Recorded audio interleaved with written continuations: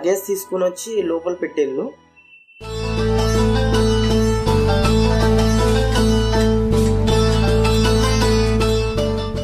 Sonu, Nani,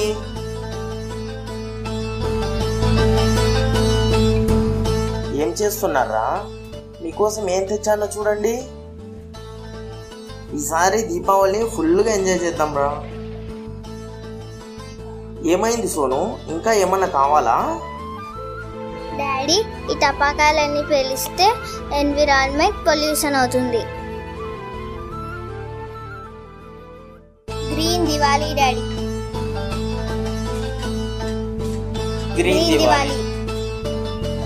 full video కోసం ఛానల్లోకి వెళ్ళి చూడండి. లైక్ చేయండి, షేర్ చేయండి.